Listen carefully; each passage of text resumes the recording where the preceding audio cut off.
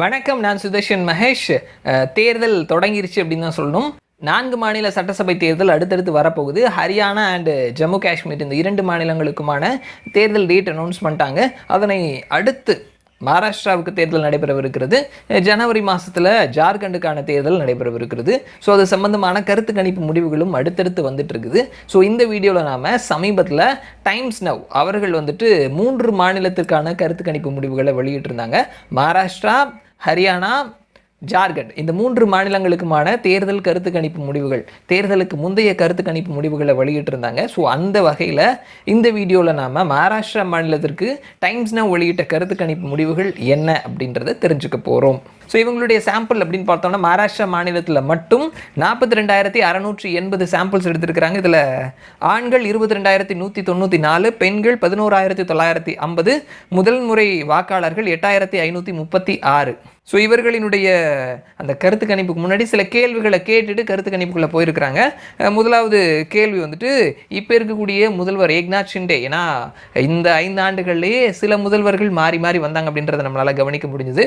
So இப்போ இருக்கக்கூடிய முதல்வர் ஏக்நாத் ஷிண்டே அவரினுடைய செயல்பாடு எப்படி இருக்குது அப்படின்னு கேட்கும் பொழுது வெரி குட் அப்படின்னு சொல்லிட்டு 35% மக்களும், ஆவரேஜாக இருக்குது அப்படின்னு சொல்லிட்டு 21% மக்களும், நாட் குட் அப்படின்னு சொல்லிட்டு 30% மக்களும், கருத்து இல்லை அப்படின்னு சொல்லிட்டு 14% மக்களும் சொல்லியிருக்கிறாங்க. ஸோ இந்த வெரி குட் ப்ளஸ் ஆவரேஜ் இந்த இரண்டையும் நம்ம சேர்த்து பார்த்தோம் அப்படின்னா கிட்டத்தட்ட 56% ஒரு ஆவரேஜான அப்படின்ற ஒரு 5 ஆண்டுகளை கடந்த ஒரு சிஎம்க்கு ஆவரேஜான ஒரு மார்க்கை தான் இவர் வாங்கியிருக்கிறார் அப்படின்றத நம்ம கவனிக்க முடிகிறது. அண்ட் அடுத்தது 2வது கேள்வி, இங்கே 2 கூட்டணி இருக்குது.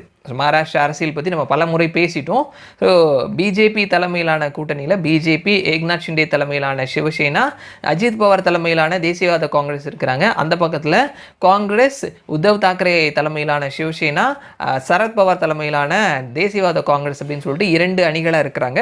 ஸோ பிஜேபி தலைமையிலான அணியை மகா யுத்தி அப்படின்னு சொல்லியும், காங்கிரஸ் தலைமையிலான அந்த அணியை மகா விகாஸ் அகாடி MVA அப்படின்னு சொல்லியும் அழைக்கிறாங்க.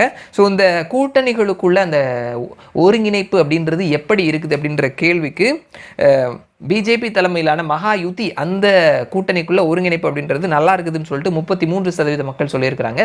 காங்கிரஸ் தலைமையிலான மகா விகாஸ் அகாடி அந்த கூட்டணி ஒருங்கிணைப்போடு இருக்குதுன்னு சொல்லிட்டு 26% மக்கள் சொல்லியிருக்கிறாங்க. 2 கூட்டணியுமே ஒருங்கிணைப்பாக தான் இருக்கிறாங்க அவங்களுக்குள்ள அப்படின்னு சொல்லிட்டு 14% மக்கள் சொல்லியிருக்கிறாங்க. 2 கூட்டணியுமே ஒருங்கிணைப்பாக இல்லை அப்படின்னு சொல்லிட்டு 12% மக்களும், கருத்து இல்லை அப்படின்னு சொல்லிட்டு 15% மக்களும் சொல்லியிருக்கிறாங்க. ஸோ இதில் காங்கிரஸ் கூட்டணியை விட பிஜேபி கூட்டணி ஒருங்கிணைப்பாக இருக்குது அப்படின்னு சொல்லிட்டு 33% மக்கள் சொல்லியிருக்கிறாங்க. காங்கிரஸுக்கு 26 அப்படின்றதையும் நம்ம கவனிக்கணும்.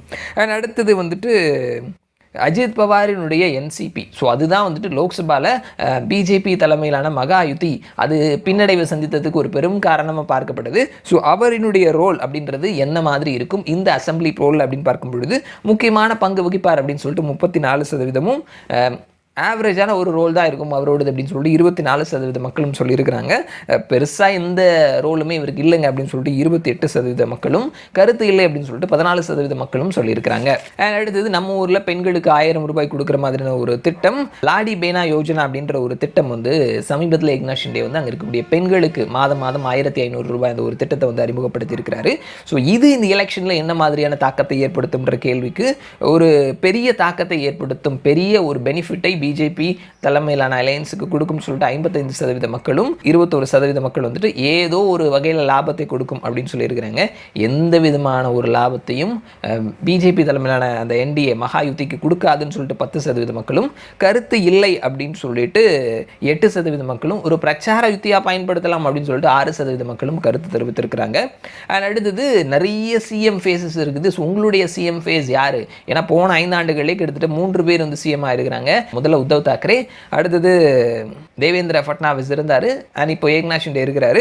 ஸோ இந்த மாதிரி அஜித் பவாரும் கூட ரேஸில் இருக்கிறாரு. ஸோ இப்படிப்பட்ட ஒரு சூழலில் யார் சிஎம் ஃபேஸுக்கு ஒரு உங்களுடைய சாய்ஸ் அப்படின்னு கேட்கும் பொழுது ஏக்நாத் ஷிண்டே அப்படின்னு சொல்லிட்டு 27% மக்களும், உத்தவ் தாக்கரேன்னு சொல்லிட்டு 23% மக்களும், தேவேந்திர ஃபட்னாவிஸ்ன்னு சொல்லிட்டு 21% மக்களும், சரத் பவார்னு சொல்லிட்டு 9% மக்களும், மற்றவர்கள்னு சொல்லிட்டு 20% மக்களும் சொல்லியிருக்கிறாங்க. சிவசேனா தலைமையிலான 2 தலைவர்களுக்கு தான் அதிகமான வாக்கு கிடைத்திருக்குது. அதுலேயுமே ஏக்நாத் ஷிண்டே 27% 50% மக்களினுடைய ஆதரவை பெற்றிருக்கிறார் அப்படின்றது கவனிக்க முடிகிறது. அப்படி நம்ம டைரக்டாக வாக்கு சதவீதம் யாருக்கு எவ்வளோ வாக்கு சதவீதம் இந்த எலெக்ஷனில் கிடைக்கும் அப்படின்றத தெரிஞ்சுக்கலாம். பிஜேபி 25.8% வாக்குகளை பெறுவார்கள். ஏக்நாத் ஷிண்டே தலைமையிலான சிவசேனா 14.2% வாக்குகளையும், அஜித் பவார் தலைமையிலான என்சிபி 5.2% வாக்குகளையும், காங்கிரஸ் 18.6% வாக்குகளையும், உத்தவ் தாக்கரே தலைமையிலான சிவசேனா 17.6% வாக்குகளையும், சரத்பவார் தலைமையிலான என்சிபி 6.2% வாக்குகளையும், மற்றவர்கள் 12.6% வாக்குகளையும் பெறுவார்கள்னு சொல்லியிருக்கிறாங்க. அப்படியே இதை சீட்டாக கன்வெர்ட் ஆகும் பொழுது பிஜேபி 95லேருந்து 105 சீட்டையும், ஏக்நாத் ஷிண்டே தலைமையிலான சிவசேனா 19லேருந்து 24 சீட்டையும், அஜித் பவார் தலைமையிலான என்சிபி 7லேருந்து 12 சீட்டையும், காங்கிரஸ் 42லேருந்து 47 சீட்டையும், உத்தவ் தாக்கரே தலைமையிலான சிவசேனா 26லேருந்து 31 சீட்டையும், சரத்பவார் தலைமையிலான என்சிபி 23லேருந்து 28 சீட்டையும், மற்றவர்கள் 16 சீட்டையும் கைப்பற்றுவார்கள்னு சொல்லியிருக்கிறாங்க. ஸோ இதில் நம்ம பார்த்தோம் அப்படின்னா வந்துட்டு பிஜேபி தான் ஒரு சிங்கிள் லார்ஜஸ்ட் பார்ட்டியாக இருக்கிறாங்க அப்படின்றத கவனிக்க முடிகிறது. அதில் அடுத்தது காங்கிரஸ் கிட்டத்தட்ட பாதி சீட்டை தான் பிடிக்கிறாங்க. பிஜேபி பிடிக்கக்கூடிய சீட்டில் பாதி சீட்டை தான் பிடிக்கிறாங்க. ஸோ இதில் 40லேருந்து 42 சீட்ஸ் வந்துட்டு ரொம்ப க்ளோஸ்டாக இருக்குது. யார் ஜெயிப்பாங்க அப்படின்றத கணிக்கவே முடியாத சீட்ஸாக 40லேருந்து 42 சீட்ஸ் இருக்குதுன்னு சொல்லியிருக்கிறாங்க. ஸோ இதில் நம்ம மகாயுதி என்டிஏ அலையன்ஸ்னு பார்த்தோம்னா கிட்டத்தட்ட 130 சீட் வரைக்கும் ஜெயிக்கிறதுக்கான வாய்ப்புகள் இருக்குது. இந்திய அலையன்ஸில் 100 சீட் வரைக்கும் ஜெயிக்கிறதுக்கான வாய்ப்புகள் இருக்குது. 288 சீட் இருக்கக்கூடிய இந்த அசம்பிளியில் 145 பிளஸ் சீட்டை பிடிப்பவர்கள் தான் வந்துட்டு ஆட்சியை பிடிப்பார்கள். ஸோ இவர்களினுடைய டைம்ஸ் நவினுடைய கருத்துப்படி பார்த்தோம் அப்படின்னா இங்கே யாருக்குமே மெஜாரிட்டி கிடைக்கல. அலையன்ஸோட இருந்தால் கூட மகாயுத்தின்னு சொல்லக்கூடிய என்டிஏ அலையன்ஸ் 130லேருந்து 140 சீட் வரைக்கும் தான் அவங்க பிடிப்பாங்க.